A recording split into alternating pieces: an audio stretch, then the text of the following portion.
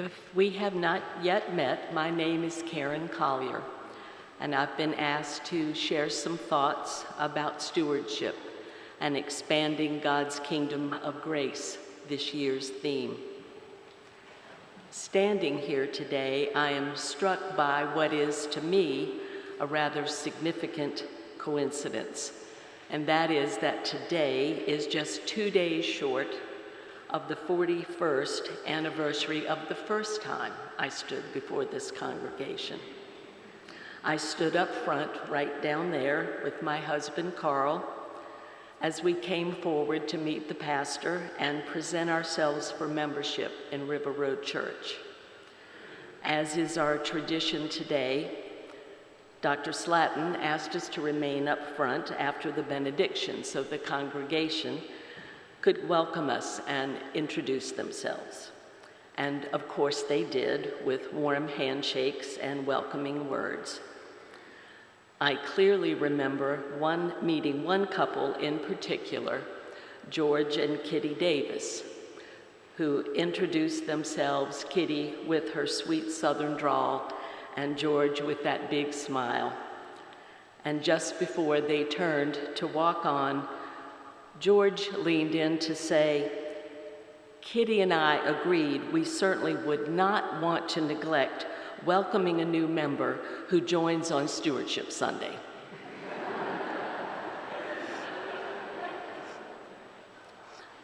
Our joining on Stewardship Sunday was coincidental, but what is not is that it was here at River Road Church that I really learned what stewardship is. You showed me.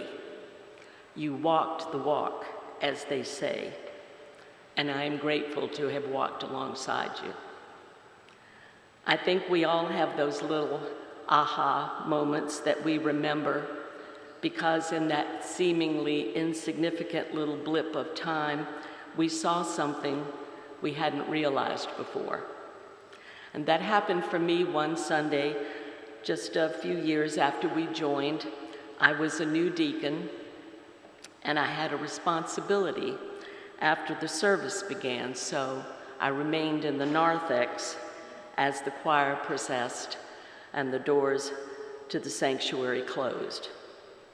And as I stood there, watching the service through those back windows, I was suddenly aware of all the people taking care of things behind the scenes in support of that service, and all the many other activities going on across the church campus. My experience before had been from my seat in the pew, and now I'm aware of those running the lights and the soundboard, and others getting set up for the offering, and people caring for and teaching the children downstairs, and others preparing to host the reception after church. And on top of all the hours of preparation, planning, and practice of those leading in worship, I thought too about all the ways so many serve throughout the week, and all of those things over months and years in ways too numerous to count. And you know what I'm talking about because you're the ones doing those things. You can learn a lot in the narthex. As a child, I thought of my faith response as going to church. As part of this church family, I've been led to understand together we are the church.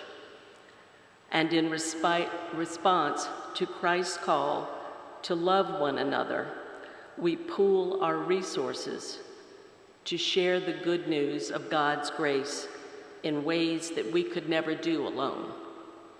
Sometimes it's with our time and talents, and sometimes it's in sharing the financial resources with which we've been blessed, including in support of the annual budget and the many ministries it sustains both here and around the world. Not too long ago, Carl and I were visiting a beautiful old colonial church in Edenton, North Carolina.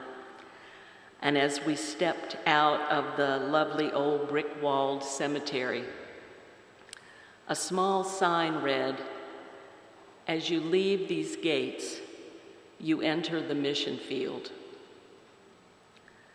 The frank responsibility of that statement was another aha moment for me, and I hope I never forget it. So now, as we stretch ourselves to expand God's kingdom of grace wider still through our gifts to River Road Church, let's remember we are called to the mission field. Remembering, too, these words from Isaiah chapter 6, verse 8. "Then I heard the voice of the Lord saying, 'Whom shall I send, and who will go for us?' And I said, 'Here am I, send me.'" Our journey continues, friends. Let's go.